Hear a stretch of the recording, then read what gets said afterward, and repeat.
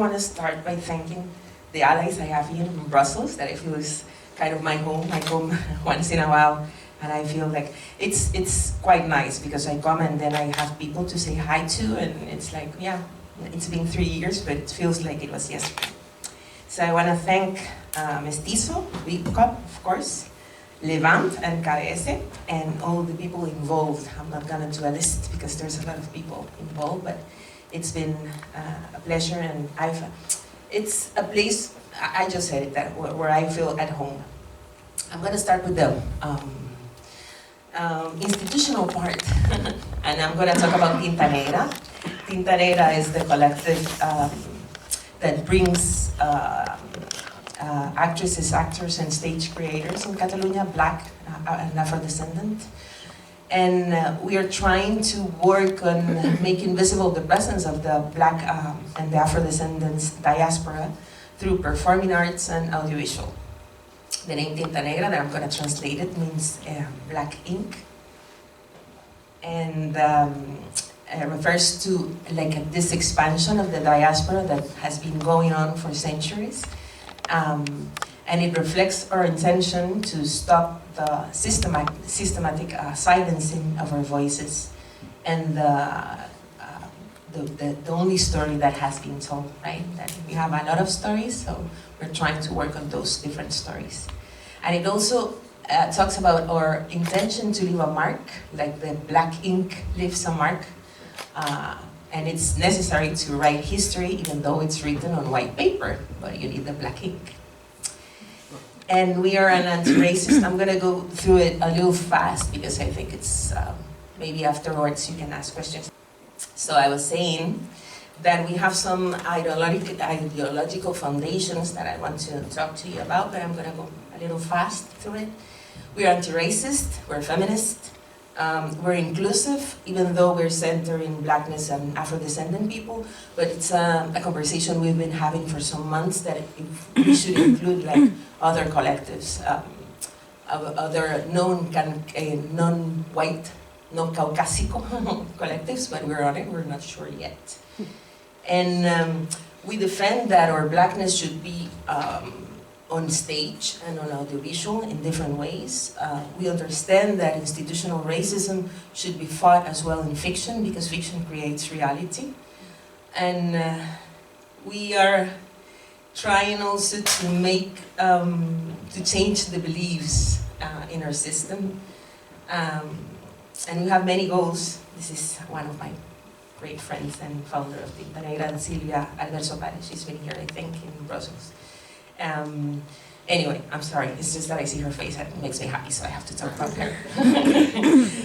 We're trying to promote a wider view and more of society, because you know what happens is like, it's something that I have the sense happens here in Brussels, but it's different because there's a job that's being done, that it's a very diverse society, but then it's not that diverse in fiction, of course, so it's like whatever you see in fiction does not reflect what the life in Barcelona and in Catalunya is.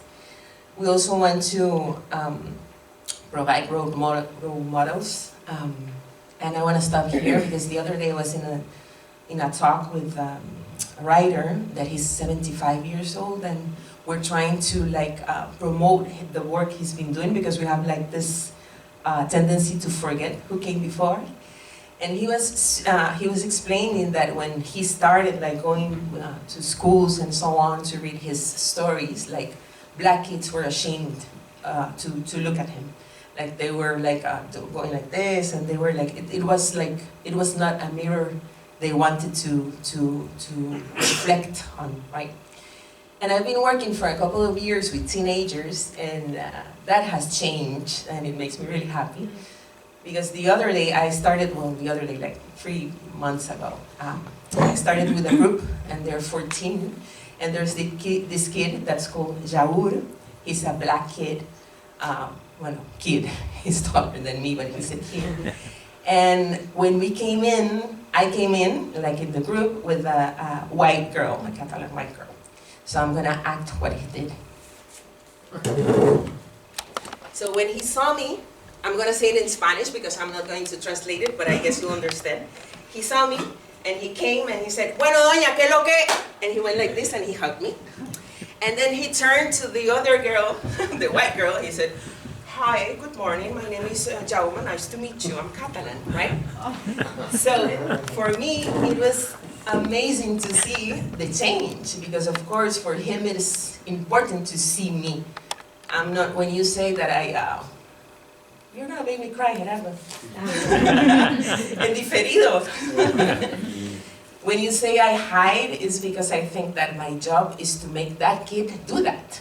Like to make him feel that he's important and that his reference is somebody that's there teaching him something, and not me in the center, but him. That change that I'm talking about for me is essential, and it's something that we fight for in Tinta Negra. And I think it's one of the things that keep us going. And we also want to recover like the hidden history of our descendants.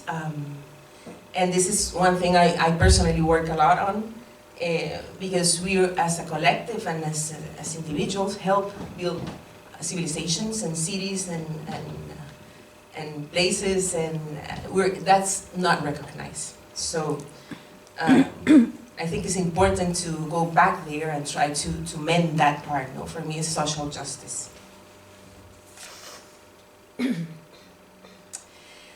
The collective is going to be 8 years old soon, and we've grown actually, and but I think I'm gonna talk about the part that's not so much fun, and I think we're like 3 of us are considered the elders, even though we are not that old. We're very young, but you see, when you have friends that are 22, then you become old at 40. That happens. Well, I'm not 40, I'm just saying a number. But anyway, I'm actually 42. No, I'm proud, I'm 46. What I'm saying is, of course, if you're the elder, if the young ones have 20. And I have the sense that we've done a lot of things, and some things have changed.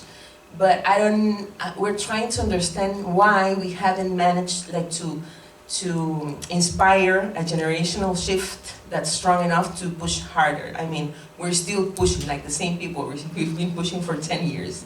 And I have the feeling that what we've done is that we have been like patching things up, in the sense that we have promoted, and that has changed a little more presence in the fictional area.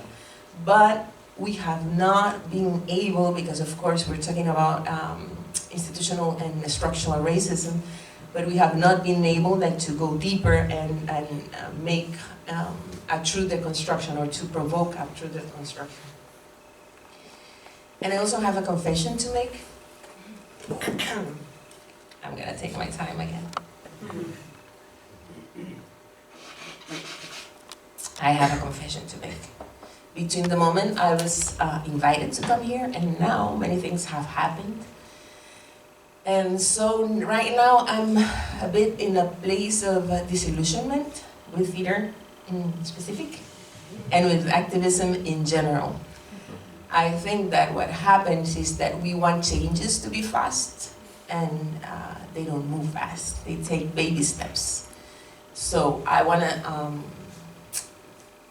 make a call right here, right now, for you who are here, whoever you are, and if you have any power over anything that will help, that could help certain groups have a better life, have a better achievements, have más acceso a espacios de poder, do that, whatever it is. Even just asking questions, even just recommending, going through theaters, going to presentations like this one or others, or make yourself part of the change. So, yes, I speak with a lot of love for the collective, but I'm also in a place where there's a little pain of the reality that we're facing. And of course, being an activist is tiring. Sometimes I just want to be, I don't know, white and blonde, and just have a normal life and talk about, I don't know, things. Sometimes not. I'm happy. I think it's a life mission that's quite nice, and I'm grateful. Anyway, let's go to business. I'm gonna present what I've been working on these days. It's a work in progress 100%, and for me, because normally I'm a theater director and a playwright, showing something that it's not completely done is quite a challenge. So I'm even more nervous right now, but let's go. I'm gonna talk about my hair, that territory. If this decides to help. Okay. Oh, the simple life of a black woman. We wake up rested, like we just returned from a 6-star spa. Our skin glows on its own, natural glow, effortless. Coffee waits, perfect cup. Our tiny fluffy dog brings the newspaper. Yeah, we still read newspapers because we have time to read them before changing the world. Yoga, balance flawless. Handstand on one finger. Smile, no aches, no creaky knees. Blessed coconut oil and karité.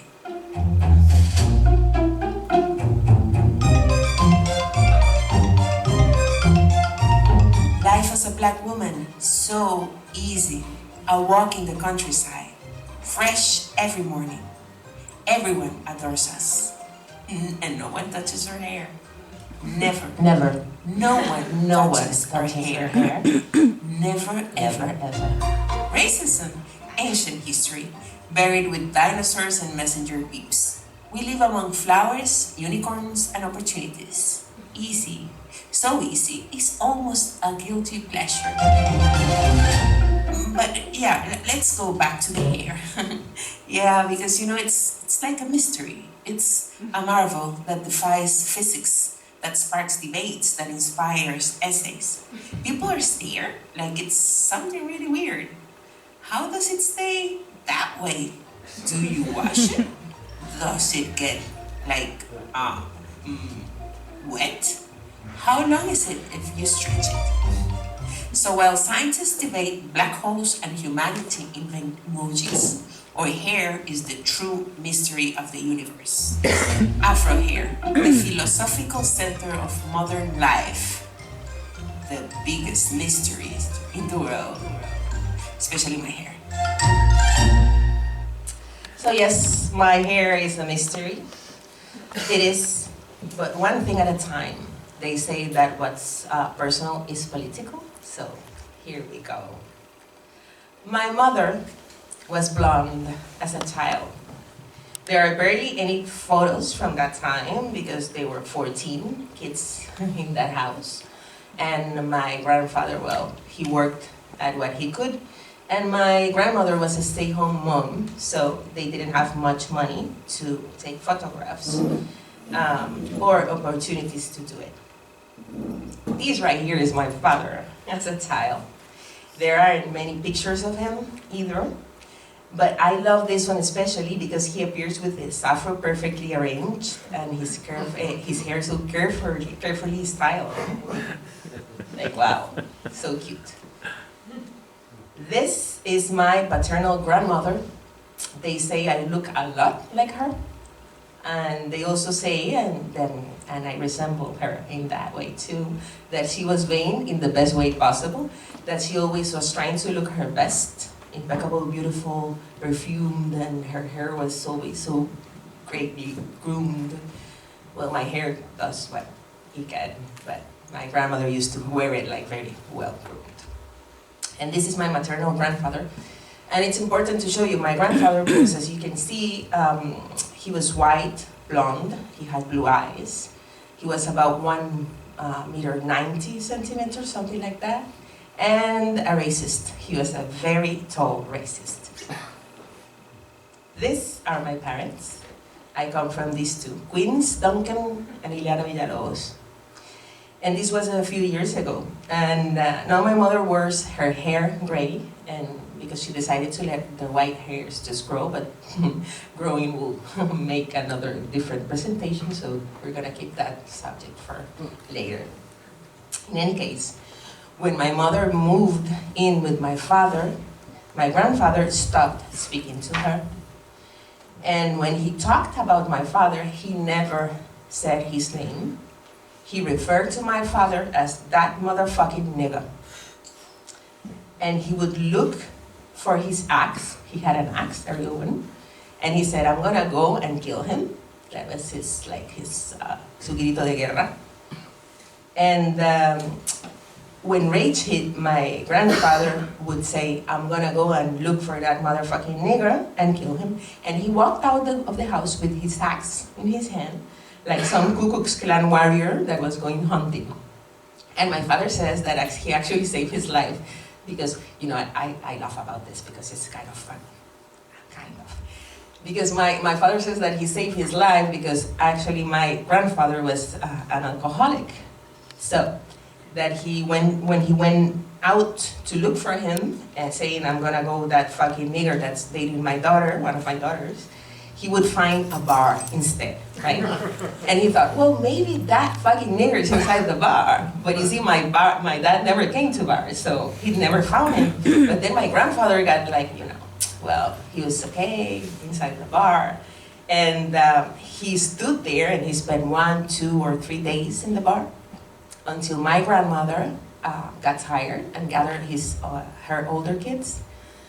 When I say older, it means that when my mother was about 8 or 9, she was part of the group that I'm going to talk about, and she gathered her kids, older kids, and she went bar from bar, searching for my grandfather, and took him back home, drunk, without a penny, enraged, and ready to hit one of them.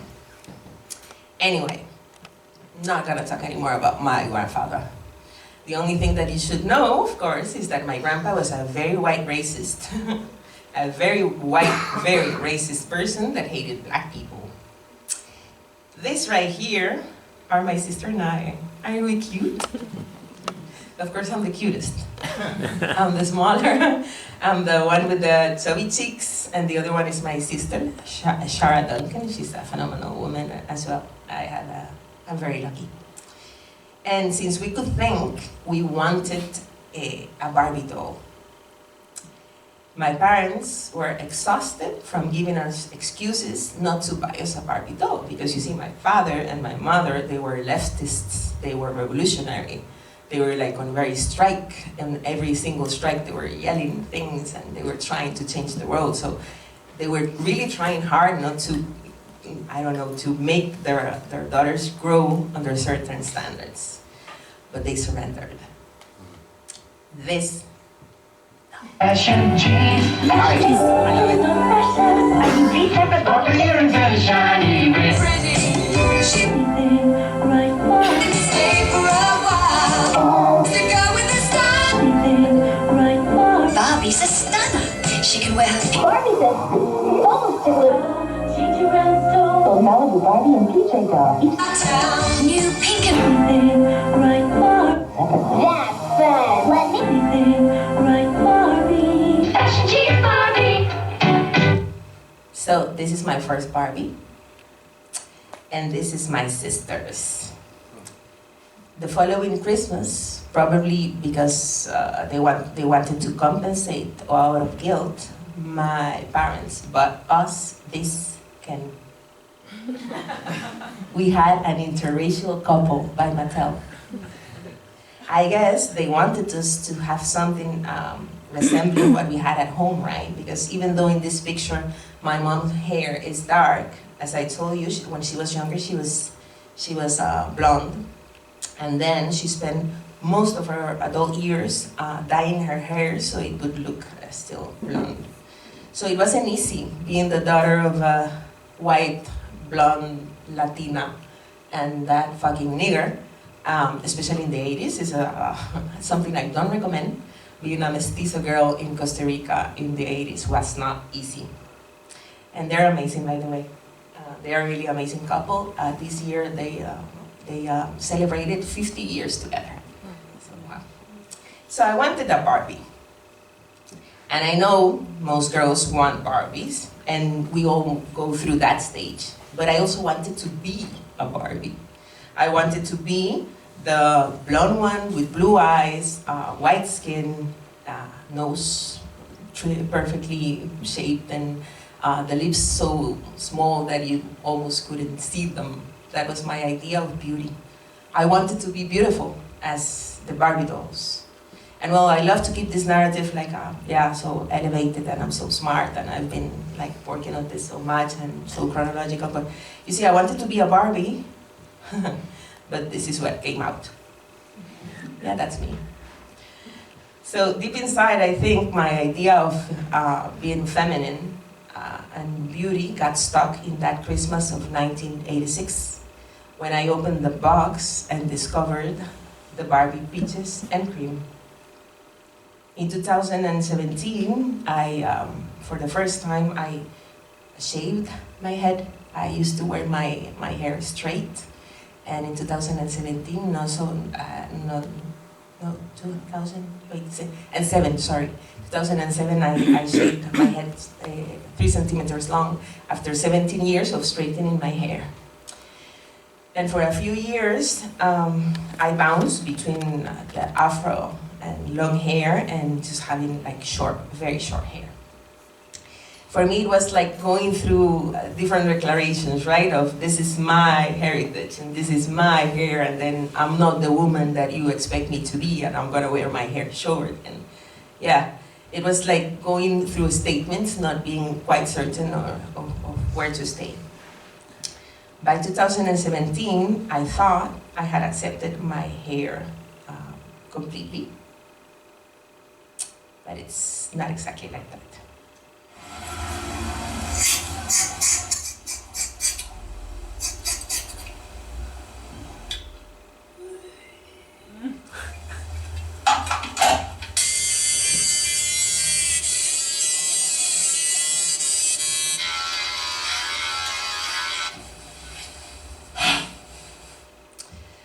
I have always shaved my hair 3 centimeters long by myself. In fact, in 2007, as I told you, I tied my hair into a ponytail and I cut it in chunks, so there was no way back.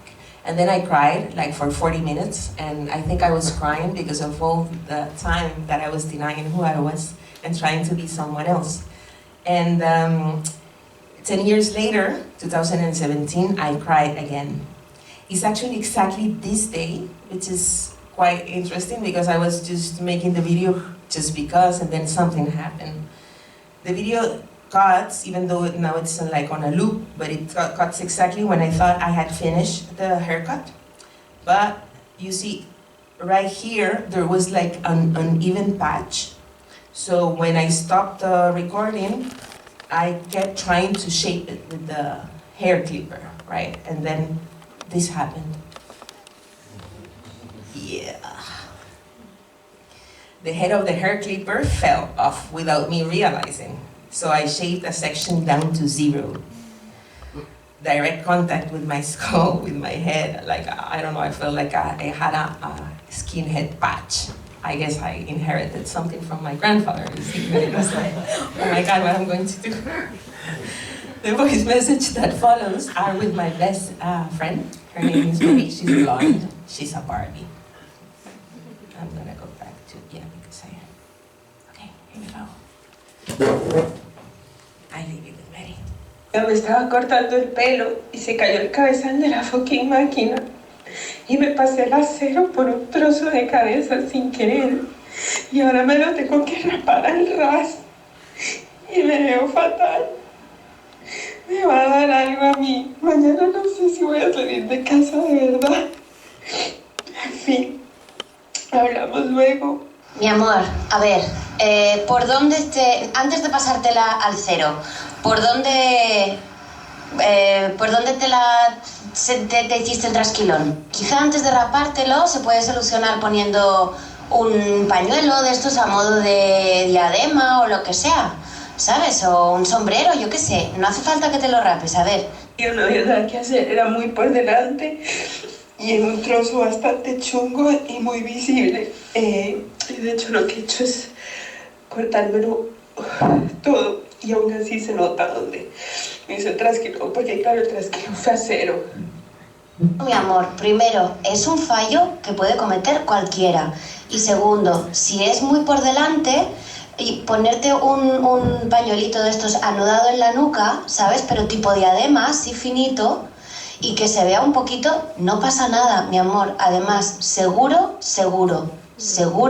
que estás guapa, que no es para tanto, cariño. Lo que pasa es que no es lo que tú tenías pensado. Pero no me llores tanto, mi amor, de verdad. ¿Quieres que vaya y te ayude en algo? Te traigo pañuelito. Y ahora, sácalo todo, saca toda la tensión que tenías durante estos días, sácalo absolutamente todo, y de aquí a un rato seguro que lo verás de otra manera, de verdad. Además, Denise, tú eres preciosa, o sea, con el pelo muy corto o muy largo, mi amor, eres preciosa.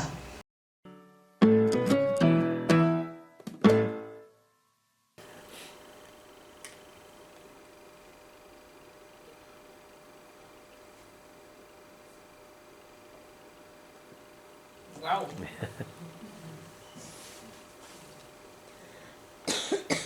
Okay.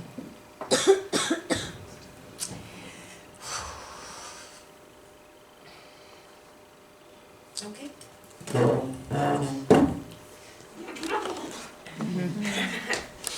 Let's shake it off. Wow. Okay, I'm ready, I think. She's awesome. She's the best Barbie ever. Barbie Mary. Well, some days my struggle is downwards. This is my son, Hans. And I'm going to explain. I think that my mission as a mother is that my son never dreams of Barbies and Kens, and that his hair is never a reason for tears. And so far, I think we are accomplishing, we're doing a great job. We're succeeding, because a few weeks ago at school, they asked him what the favorite parts of his body are, and he said 2. He said his eyes and his hair. Smart boy. I'm the mother, but I mean, he's got so beautiful eyes and hair. So I suppose I wanted to be peaches and cream, because she's the beautiful one, and the blonde one is always the beautiful one, right? But in that April 22nd of 2017, I discovered that there are people who would love you and who would see you with unconditional love, no matter what happens. Even if you look like a character from that Spanish movie, Celda 211, or Orange is the New Black. Yeah, it was big. I mean, I had reasons to cry. My son, this is my son when I shaved the hair by accident, and I decided to record his reaction. Are you ready? Look at what the mommy did. Look. He's not looking. Look, no lo registrado. He doesn't care. Nancy, look. No hay pelo. There's no hair. Mami se cortó el pelo. Mami cut her hair, look.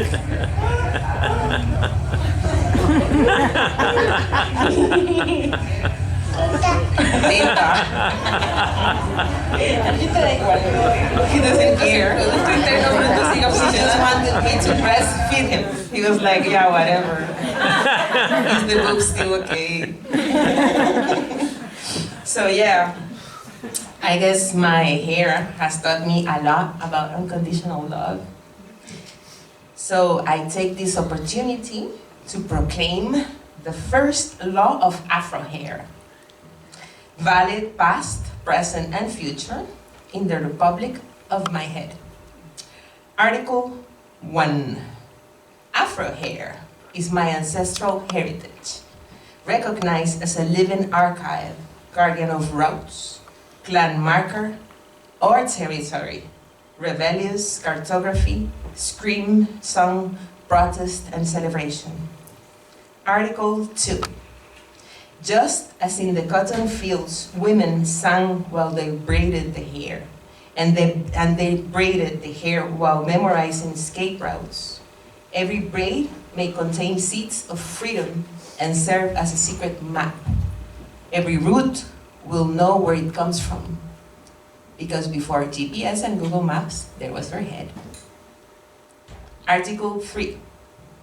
No nation, no corporation, no state, no case may forbid the volume of an afro hair, nor demand straightening, nor trimming. We declare the state incompetent over the territory of our heads, and each strand of our hair escapes its jurisdiction. Article 4. The afro pick shall be a sacred symbol. It may be carried in the back pocket, revered as a sacred object on the home altar, or worn in the crown like a sword. It's a tool, it's a weapon, it's a jewel, it's an emblem. Final provision. Every curly, coiled, braided, ponytail, natural or transitioning head is protected by ancestral law.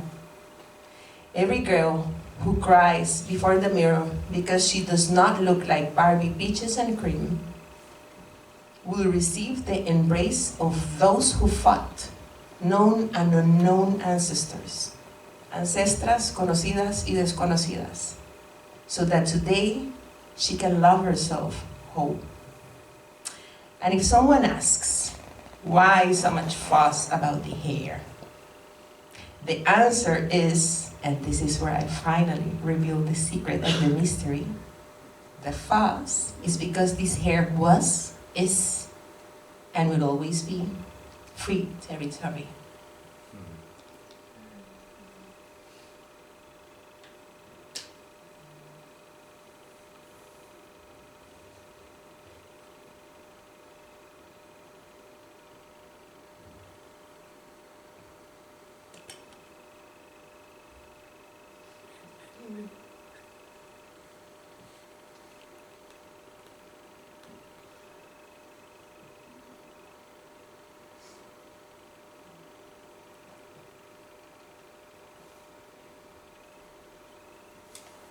Thank you.